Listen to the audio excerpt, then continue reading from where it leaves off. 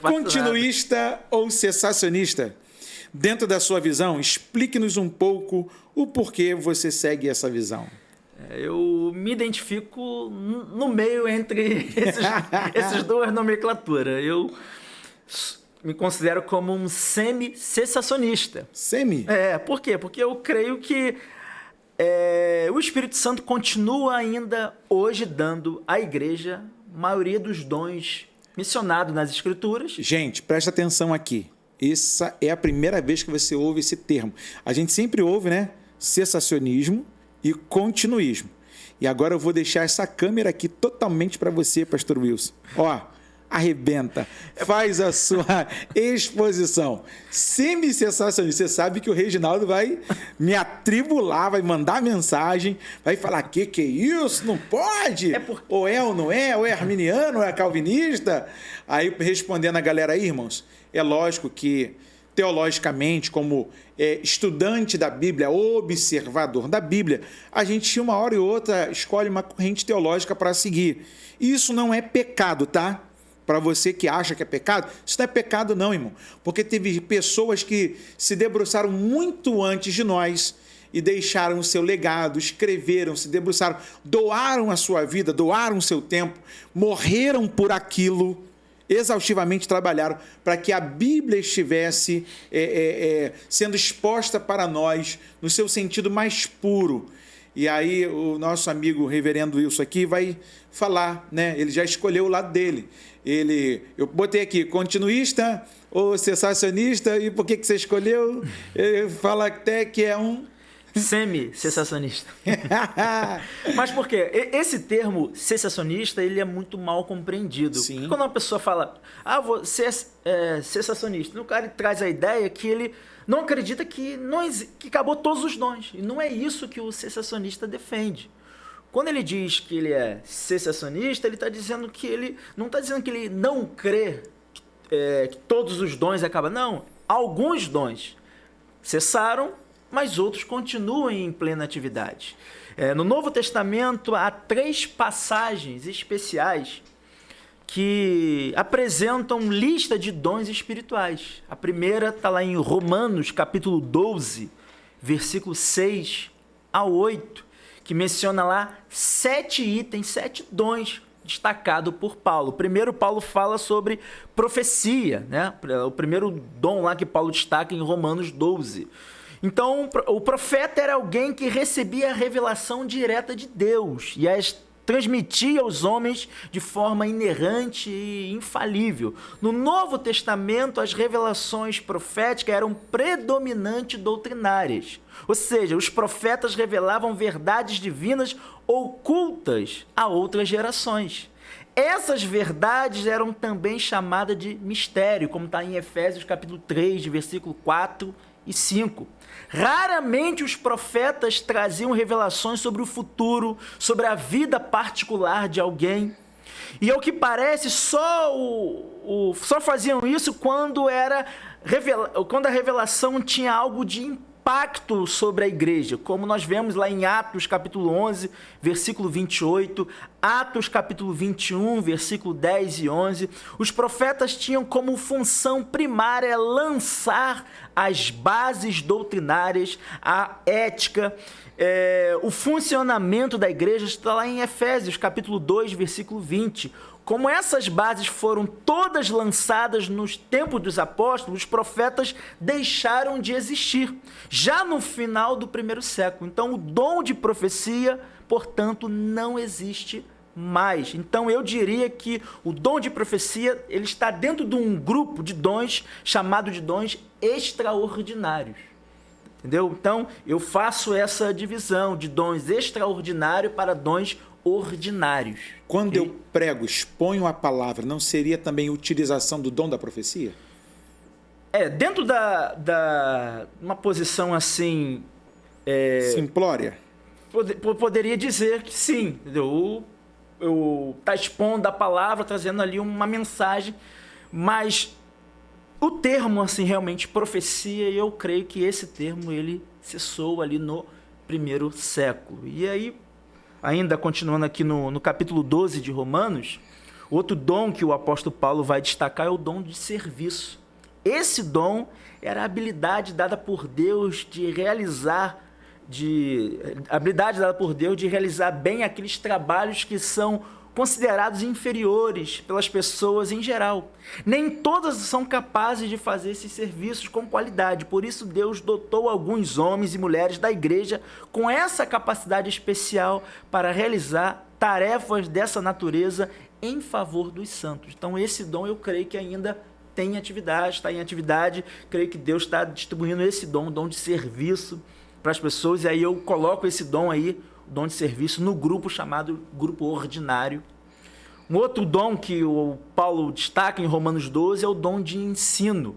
O dom de ensino trata-se da capacidade de transmitir a verdade de Deus à igreja, com clareza e com autoridade, promovendo sua edificação e o amadurecimento. Através dos mestres, a igreja é protegida das falsas doutrinas e adquire base teológica para viver com retidão e santidade. Então eu também creio que esse dom ainda está em atividade. Outro dom que Paulo vai destacar em Romanos 12 é o dom da exortação. Esse dom ele abrange o trabalho de consolar, de animar, encorajar a igreja. Eu creio que tem pessoas na igreja que têm esse dom de exortação, tem essa facilidade de trazer palavras de consolo para a pessoa naquele momento de dor, de angústia. Então também creio que esse dom está em plena atividade. Dom também que aparece em Romanos 12 é o dom de contribuição. Também creio que esse dom também está em plena atividade. Outro dom que aparece em Romanos 12 é o dom de liderança. Tá? Essa prática era o dom que envolve a administração de recursos da igreja na direção geral. E eu creio também que ela está em plena atividade, que Deus está dando esse dom para pessoas com capacidade de liderar, de administrar bem a igreja do Senhor. Outro dom que aparece no capítulo 12 de Romanos é o dom da misericórdia. E aí eu também acredito que hoje Deus ainda está dando dons para as pessoas nessa área, na área da misericórdia. É a pessoa que tem esse dom, se vê disposta a mostrar favor aos seus irmãos que sofrem por causa de doenças ou perda. Então, creio que ainda tem pessoas que recebendo esse dom, o dom da misericórdia. Só que esses dons que eu falei aqui, que destaque aqui em Romanos 12, tirando o dom de profecia, que eu creio que esse dom ficou para o primeiro século, que cessou, esses outros dons, eles parecem que não dá muito destaque na igreja. Então as pessoas preferem mais falar os dons extraordinários, que é o dom de língua, dom de revelação, dom de cura. E aí, por isso que eu me identifico como um semi-sensacionalista. Tem uma galera hoje que é complicada. Outro tempo atrás aqui, veio um camarada na nossa entrevista e foi polêmica porque, na verdade, os camaradas querem ficar revelando CPF, nome da pessoa, e como se Deus trabalhasse em cartório. Na verdade, Deus, quando falava com Moisés, quando falou com Paulo, quando inspirou o coração dos seus servos no passado, era para algo muito específico, né? Igual quando você não teve essa experiência, eu tive a experiência de subir o monte algumas vezes para orar, e na minha época lá, que eu estava subindo o monte, a galera dizia que as árvores pegavam fogo e que o monte acendia. Não sei se você já ouviu essa história. Eu já fui ao monte. Já foi em monte? Já fui em monte. Rapaz, você já foi no monte? Já fui. E cheguei lá, vi o mato brilhando, tipo mesmo? vagalume. Rapaz, eu nunca vi isso. Eu vi, mas depois Você viu mais que eu. Depois eu fui entender o que significa isso. Aí tem toda uma explicação científica para isso. Aí a galera foi, rapaz, falou para mim. Então, o irmão pegou um punhado de graveto, botou na minha frente. Tu tá vendo? Eu falei, não. Aí o outro botou na minha frente do outro. Tu tá vendo, irmão? Tô. Ah, glória a Deus. Colocou na frente do outro. Tu tá vendo? Tô vendo sim. Poxa, glória a Deus, aleluia. E aí, Paulo, tá vendo? Eu falei, não tô vendo nada. Tô vendo só graveto seco. Não tem fé. Eu não tinha fé, eu era o gelado, eu era o problemático. Aí um dia cheguei na igreja para adorar a Deus, né? Dia de culto, sexta-feira, final de semana, e estou lá na oração com o meu pastor, no joelho, orando, buscando a face do Senhor, orando pelos enfermos, orando pelos irmãos que estavam desanimados e tal. Aí o irmão chegou, que estava lá no monte com a gente, e ele pediu oportunidade ao pastor para falar. O pastor deu. Aí ele mandou apagar a luz da igreja, pegou os gravetos que estavam dentro do paletó, jogou em cima do púlpito e falou assim: eu vou orar e os irmãos vão ver o extraordinário de Deus acontecer. Rapaz, o negócio não acendeu. O pastor olhou para minha cara e falou assim: vocês que gostam de lá, vocês que são do mesmo grupinho, você vai pregar daqui a pouco, resolva-se nisso aí. Eu já tinha apanhado no monte, porque eu não vi nada aceso. Só eles que viam. Eu falei, é Êxodo 3 hoje. Hoje é Êxodo 3, mas vou pregar. Moisés viu a sarça queimar. A sarça acendeu.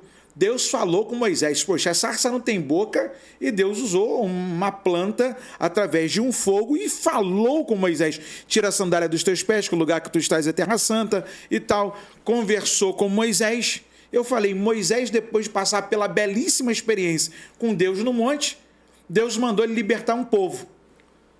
E aí, depois da experiência do monte, vocês estão indo para onde? Vocês estão libertando quem? Rapaz, quase me bateram no final do culto. Que eu era o estranho da turma, né? E aí, às vezes, a gente tem essa questão, Wilson, de que aonde eu vou chegar?